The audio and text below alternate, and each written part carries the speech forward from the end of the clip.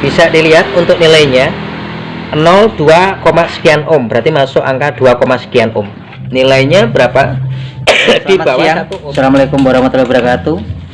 Gimana untuk saudaraku di sana? Sehat selalu ya. Nah, ini kita ada motor Honda Beat injeksi ya. Generasinya kasar maupun halus sama saja itu pola kerjanya. Tapi tepatnya di sini di motor injeksi starter halus generasinya pertama dari K25 yang model bodi besar. Ini permasalahannya ada di berbet. Jangan salah persepsi untuk sebuah kalimat, karena bahasa berbet itu banyak sekali faktor yang akan dirasakan. Berbetnya bagaimana tuh? Banyak faktor dari bahasa berbet tersebut. Berbet dari minyak ataupun berbet dari pengapian. Karena persepsi yang orang awam menyebutkan motornya berbet mas, berbet mas. Nah, dalam bahasa karakter satu kalimat tersebut itu banyak sekali hal yang harus kita periksa ya, khususnya di Al Honda nih yang kita bahas. Nggak cuma di Matic saja, tapi karakter semua injeksi khususnya Al Honda dari bebek Matic maupun Sport sama saja, pola kerja sama saja, kode-kode kedipan Al Honda pun sama saja ya. Ini nanti temanya bahasa berbet, tapi faktornya di sini campuran berbet dan delay minyak ya. Contohnya kok nggak dicontohin mas, tapi sekedar info saja. Nanti kalau bahasa berbet yang kita bahas itu di situ di bagian cover aki itu nanti yang kita bahas itu nanti tak contohkan logika saja. Oke? Pastikan saat ketemu kasus tersebut itu nanti yang pertama kali diperiksa oleh Anda itu dari pucuk businya. Kalau pucuk businya warnanya hitam gosong kayak gini ya, hitam gosong kayak gini, berarti ada gangguan di bagian sistem minyaknya, khususnya kita periksa nozzle-nya atau injektornya ya. Berarti kan pembakarannya kaya. Kalau di sini warnanya putih murni, berarti pembakaran maksimal ya, bisa kita analisa. Kalau di sini bahasanya pucuknya di sini hitam kayak gini, carbon fouling, hitam kering. Kalau di sini merah bata berarti overheating ya bahasanya, ataupun hitam basah berarti motornya ngasep. Nah, bisa kita analisa dari pucuk busi lidah tersebut karena ada elektroda. Dalam hal tersebut dipastikan dulu setelah pengapian atau ujung daripada lidah itu bisa kita lihat, karena kalau gini, kalau kita ngerokok untuk menikmati sebuah batang rokok tersebut harus ada pengapiannya, harus ada api. Berarti bisa kita analisa dari apinya. Poin keduanya, kita pastikan pernapasan filter udaranya harus baik. Filter udara ini nggak cuma Honda saja ya. Kalau kayak gini napasnya buntu dia kawan. Efeknya ke bagian throttle bodinya kotor banget, bisa kita bersihkan pakai carbo cleaner. Pastikan di throttle body ini sensor TPS juga aman, karena injeksi nggak bisa hidup sendiri toh. Sensor cuknya aman, idle screw terutama karetnya nggak boleh rusak ya, ngobos nanti kalau rusak. Injektor harus aman juga nih, injektornya harus aman juga. Nah, ini injektornya bermasalah nih, short ya. Dari mana shortnya? Banyak faktor. Nah, ini kita ganti yang baru nih, ini filter juga kita ganti baru. Pastikan juga pulpamnya aman guys, karena kalau sampean ganti injektor baru, kalau tekanan pulpamnya bermasalah tidak akan menyelesaikan masalah ya. Dan pastikan regulator yang di dalam pulpam ini aman. Kalau regulatornya buntu ya rotaknya keluarnya nggak lancar toh ya. Kabel nggak short, terutama CKP, karena yang kita bahas starter halus ya. Nih echo-nya, kontrol unitnya. Box sikring ukuran SOP-nya, karena kalau ukuran box sikring ngasal banyak resiko yang terjadi. Ini loh bro yang akan kita bahas, khususnya di Honda Matic, semua Honda Matic. Tapi yang kita bahas di sini di Honda Beat injeksi. Nah, iki apa jenenge untuk para dulur? Ini namanya coil. Coil itu fungsinya untuk menghubungkan api atau untuk memercikan bunga api yang akan dihubungkan ke busi, terjadilah proses pengapian. Untuk merubah arus kecil menjadi besar dengan bahasa sekunder yang bermain. Dan coil bisa bekerja atas dasar primernya. Jadi ada primer, ada sekunder. Sekundernya nanti dari nilai yang kecil akan dibesarkan. Sekali lagi, di injeksi, semua injeksi itu nggak butuh pengapian besar, yang dibutuhkan pengapian stabil ya. Gak butuh gede genine, nggak butuh, karena semuanya akan dikontrol di ECM. Yang dibutuhkan di ECM itu bukan gede api ini, tapi stabil apinya. Nah, ini koilnya kita ganti baru. Ngopo Mas koilnya ganti baru? Kan koil jarang rusak. Oke, memang jarang rusak, tapi ada satu yang akan kita bahas di sini. Untuk perkabelannya harus diperiksa semua injeksi di Honda Matic kalau sudah lanjut usia tahun, sudah lebih dari spek 3 tahun ke atas ya. Kalau motor baru ya nggak usah dilihat lah, yang penting kalau udah 3 tahun ke atas, benda-benda khususnya koil ini masih ori, ya itu harus Anda periksa tuh. Banyak faktor yang terjadi di koil tersebut. Dan sekali lagi jangan asal ganti koil. Karena apa? Yang sudah kita bahas, injeksi gak butuh api yang gede, tapi yang stabil. Ora usah pakai koil-koil yang racing, karena kita bukan pressing, kita bukan pembalap, kita harian. Jadi pakai harian yang stabil. Kita bukan pemain motor, tapi kita penikmat motor guys. Mana ya? Oke. Beda pemain sama penikmat kawan ya. Gak kenal aku dunia balap dan segala macam, harian saja. Ini nanti akan kita ganti koilnya apa gimana nih Mas? Kok sampai beliin koil baru tulisannya koil Beat FI K81? Enggak, nanti koil ini nggak akan kita pakai. Sekali lagi, khususnya untuk benda injeksi, ada di 3 titik yang sangat rawan jika kita menggunakan barang palsu atau bukan rekomendasi barang original. 1, di program itu sendiri atau di controllernya itu sendiri atau di otaknya itu sendiri, termasuk di bagian ECU atau ECM. Kalau sampai beli palsu, itu nggak bisa terdetek di scanner dengan sempurna. Yang 2, injektor. Usahakan gunakan yang original, jangan yang CKD. Ciri-cirinya apa Mas? Anda searching saja CKD dan ori itu cirinya bagaimana. Kembali lagi ke pribadi yang punya motor. Ya kalau orang di duit piye Mas, ya silakan mau beli yang palsu, tapi resiko sama tanggung sendiri ya. Banyak faktor yang akan terjadi di CKD ataupun di barang palsu. Oke ya. Yang terakhir di pengapian, khususnya koil. Kalau sudah motor lanjut usia, khususnya di Honda Matic, ini Anda harus periksa kabel koil. Cekono kan. Untuk lanjut usia, sabuk pengaman daripada kabel koil yang nanti masang ke bagian cover body itu pasti ada efek pergeseran. Pasti di usia-usia tersebut pasti kecentet.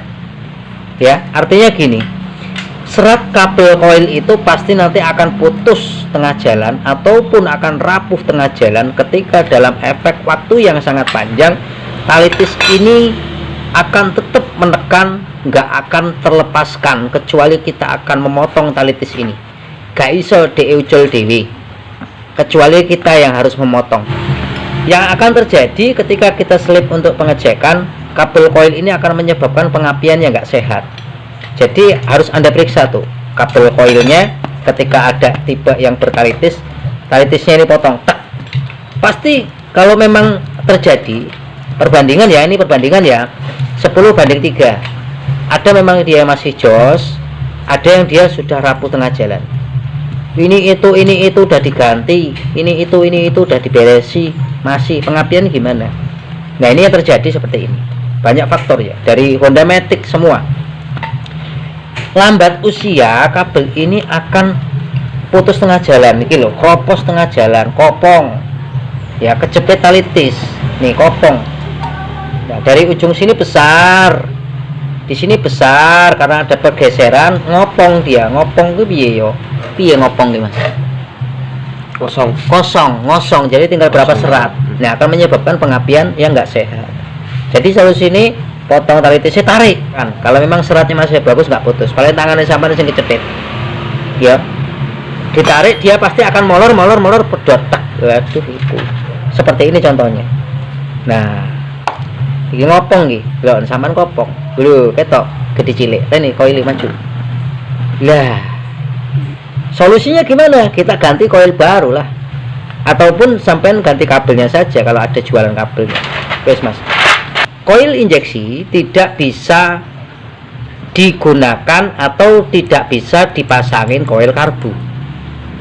Tapi koil injeksi bisa dipasang di karbu. Loh, kok ngono Mas ya? Padahal sifat koil kan sama. Iya. Yang membedakan dia di primernya. Untuk settingan HCM dia harus membutuhkan nilai parameter daripada hambatan yang maksimal. Kalau di karbu lebih kecil nilai hambatannya dibanding injeksi. Artinya jika Anda menggunakan coil karbu sampai paksakan diinjeksi, untuk saat ini begitu sama pasang nggak terasa, tapi nanti efeknya ketika 1 minggu ke atas mendekati angka-angka bulan pasti akan bermasalah di HCM nya. Banyak sekali yang akan terjadi ya. Untuk injeksi nilai hambatannya semua injeksi itu untuk primernya nilainya 2, sampai 3, sekian, tidak boleh lebih tidak boleh kurang. Itu nilai yang ideal untuk nilai hambatan yang di setel di dalam HCM nya. Maka gak butuh dia tuh api besar tapi sempurna, baik, normal, ya stabil. Kalau karbu itu lebih rendah. Alhasil jika nilai hambatan yang rendah sampean pasang di motor injeksi, maka si ECU akan memberikan tugas semakin tinggi atau semakin besar untuk kerjanya. Alhasil ECU akan cepat panas, setelah itu ECU akan mati. Dilalui dulu dengan efek gejala-gejala aneh baru ECU ini mati. Sesama coil injeksi bisa saling tukar menukar asalkan dudukannya sampean bisa ngolah. Nilai semua injeksi itu sama saja. Khususnya yang kita bahas yang ngeri nih bahasa primer. Karena coil tidak bisa aktif kalau primernya nggak sehat. Kalau sekunder itu kan arus keluarnya kecil di dua besar. Karbu pun ada primer ada sekunder, tapi yang kita bahas di primer nih. Nggak bisa ya dikawi ya. Kalau dikawi resiko tanggung dewe ya. Dan kedua kalinya, hati-hati dalam membeli produk KW. Loh, kalau gitu pabriknya nggak usah buat yang KW saja.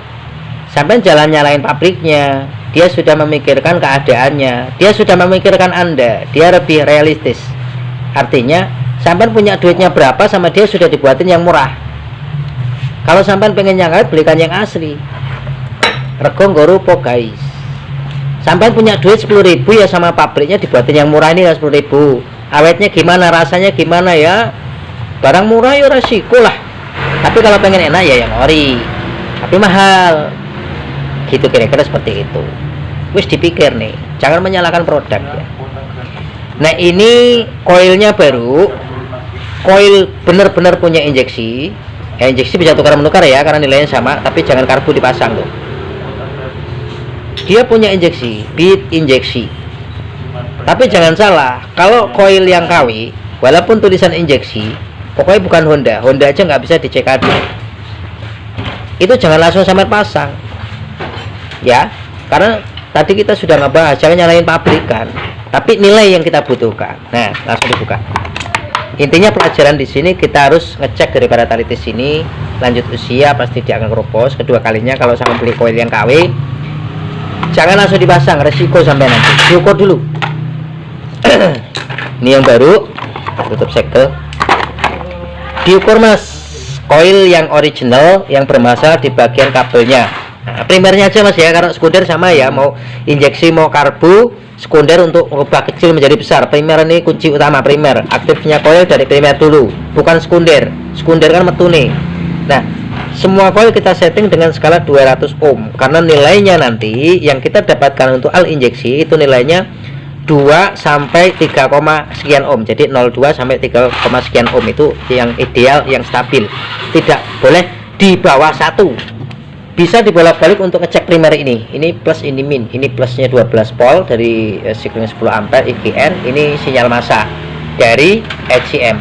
Kalau di motor bisa nggak mas dibolak-balik? Bisa. Tapi beda arus ya, beda tegangan. Kalau nanti yang standarnya ini hitam sampean kasih plus, kemudian hijau kasih min dari ECU, kalau sampean balik tetap hidup. Tapi apinya beda. Kalau kebalik apinya lebih besar. Kalau standarnya apinya lebih stabil. Yang sampai minta besar apa stabil? Yang stabil ya ikutin. Ya. Yang hitam ya kasih 12 volt, yang hijau ya massa. Diukur mas. Nilainya harus dapat ring 0,2 sampai 3, sekian ohm. Itu untuk injeksi untuk menghasilkan nilai pengapian yang stabil. Oke, diukur. Bisa dilihat untuk nilainya. 0,2, sekian ohm, berarti masuk angka 2, sekian ohm. Sedangkan nilai ideal untuk semua injeksi itu 0,2 sampai 0,3, sekian ohm. Berarti kalau dibaca 2, sekian ohm. Tempat saya 3, mas, nggak masalah. Yang penting jangan di atas 4 ke atas. Konslet. Yang ideal, yang jos, yang normal itu 2, ya ini 2, ya. Jadi nanti kerja ECU itu stabil, nggak memaksakan kehendak. Wis, bisa dibolak-balik, balikan. Kalau sekundernya nggak usah diukur ya, karena karbu pun mengeluarkan sekunder. Ini kuncinya. Tuh, ya 2, wis. Semua injeksi bisa saling tukar menukar. Sekarang sampean buka yang ini. Barang baru tulisannya injeksi, gitu. Bit FI. Diukur, mas. Untuk nilai coil di bawah 1 itu berarti punyaan motor yang bersistem konvensional karburator. Artinya tipe coil tersebut masuk ke deretan tipe CDI atau tipe kapasitoran. Kalau ECU kan engine kontrolan, dia butuh nilai yang stabil. Nilai coil baru ini nggak boleh di bawah 1.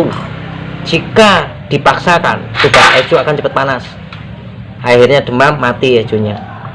Ya, berapa kan nilainya? Apakah 2, ataukah di bawah 1? Kalau di bawah 1 nggak rekomendasi.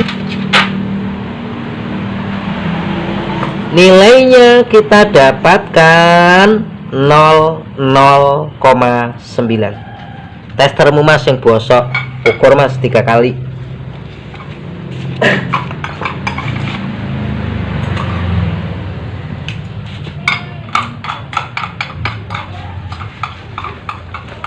Ya, berapa kali? 3 kali. Nilainya di bawah 1. Sedangkan untuk alkarbu nilainya di bawah 1. Logika nih, kalau teman kita punya mobil 3, kita belum punya, kita ngejar teman kita dalam waktu 1 tahun, bosok dewi. Akhirnya apa?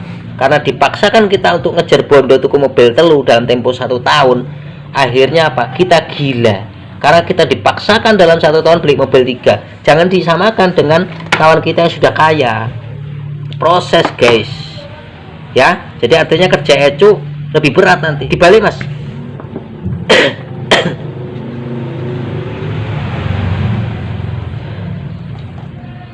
Nilainya berapa? Di bawah 1 ohm. Berarti ini enggak rekomendasi.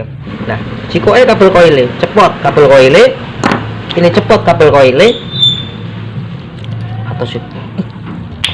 Nah, ini sudah diputeri, diambil, potong sini, ambil aja kabel koilnya. Itu rekomendasi malahan. Ya, guys, gitu saja kawan. Nanti berarti kesimpulan kita ambil kabel koilnya saja. Terima kasih, mudah-mudahan bisa bermanfaat untuk kabel pribadi dan rekan-rekan dimanapun anda berada. Sampai ketemu di video selanjutnya. Tetap dukung kami dengan cara subscribe, aktifkan lonceng notifikasinya biar tidak ketinggalan video terupdate selanjutnya. Bye bye, see you next time.